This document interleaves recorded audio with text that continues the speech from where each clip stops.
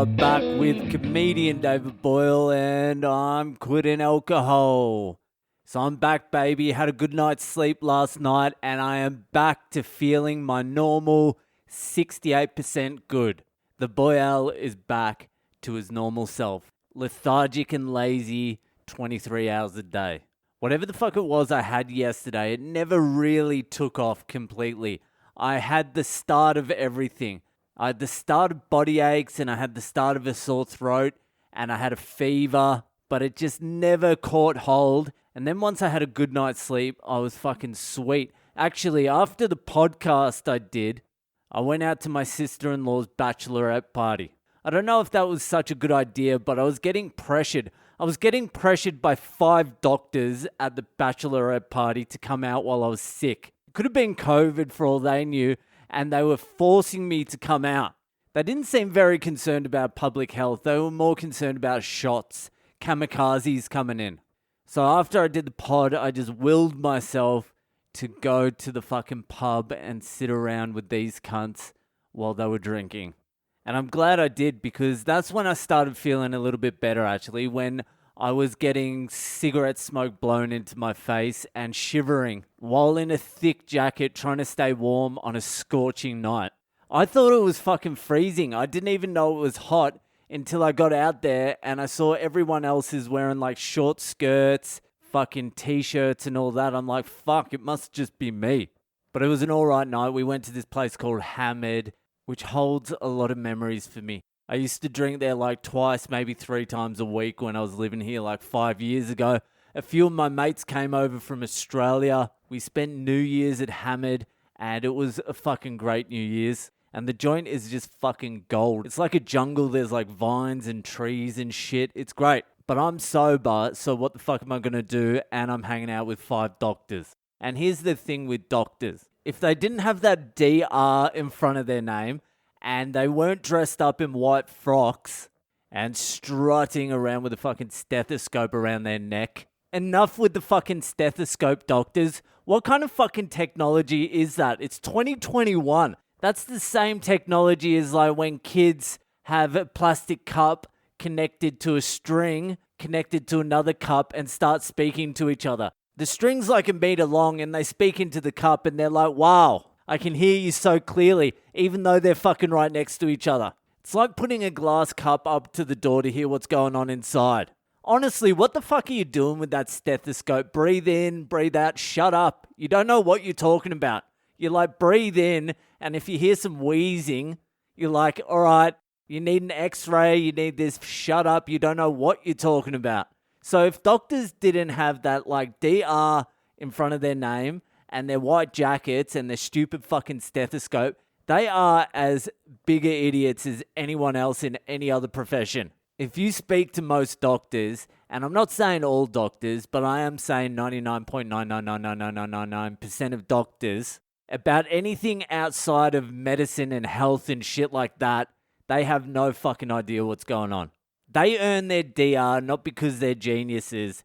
They earn their DR and their stethoscope because somehow they stuck with it for fucking like 12 years, which is something that I'd never be able to do. So to give them credit, they are persistent. Doctors are very persistent and hardworking. Fuck, they work hard. I give them that too. They're persistent and they work hard. And they save some lives. And on the whole, they probably make the world a better place. But apart from that, what's with the fucking stethoscope? Anyway, let's move on to this week's Ask Boyle. It is Ask Boyle time. Okay, so this week's Ask Boyle was sent in by, I'm just going to give the first name initial. She didn't ask me to keep her anonymous, but I will for her own good. So this was sent in by T in the USA. So T sent in, do you know why we can still hallucinate, even hearing voices sometimes, without having any shrooms, acid, or MDMA in our system for 25 years? I've been hearing conversations with, I think, spirits around me lately, and it is very concerning. Maybe I'm able to tap into that space easier from my past experiences. Any insight you have would be appreciated. Well, T, you have come to the right place.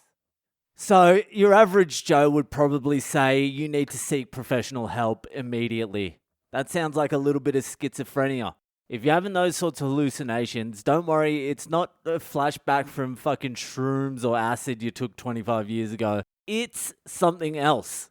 The problem with auditory hallucinations as opposed to like visual ones, it's very hard to differentiate between you going insane and having some sort of like strange experience. At least with visual hallucinations, you can write it off to something else. You're like, that was insane. My hand turned into a triceratops that ate a buffalo. That actually happened to me once on acid. I was looking at my hand and it turned into a triceratops. I was like, what? But my rational mind could easily, kind of easily, not that easily, but I could understand that that wasn't whatever we call reality.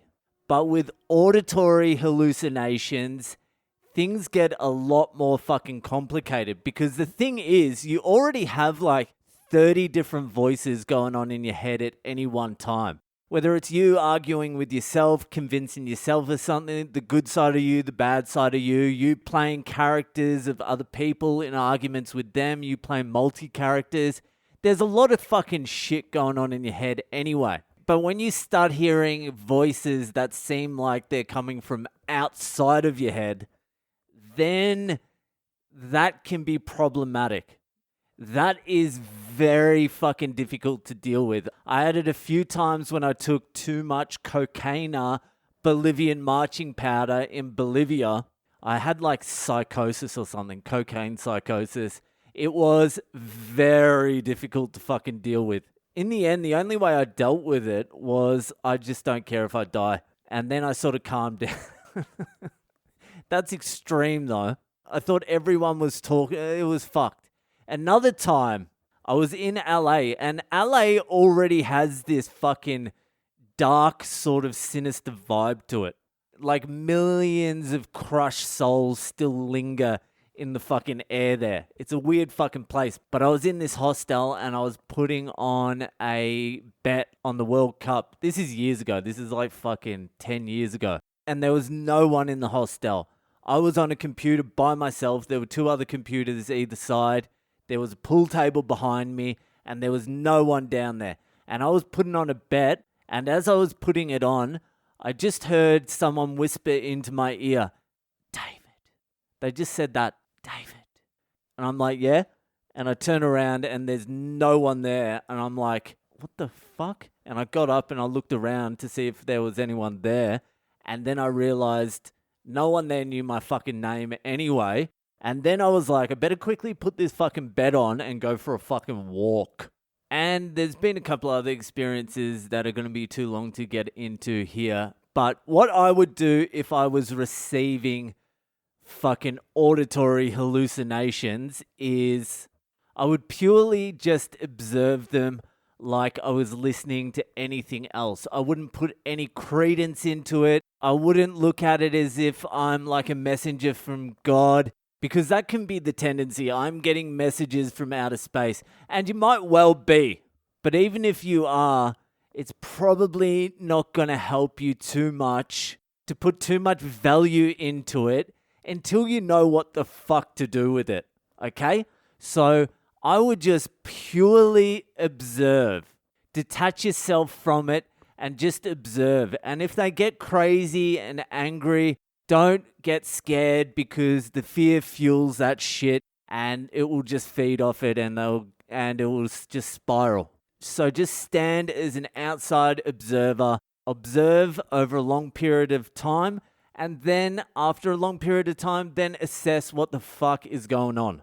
Maybe it is a little bit of schizophrenia or something like that. Often traumatic experiences can fucking trigger some sort of shit like that. But if it's manageable and you can handle it, just observe what's going on. That's the only advice I have on that. That's what I would probably do if I was in your situation.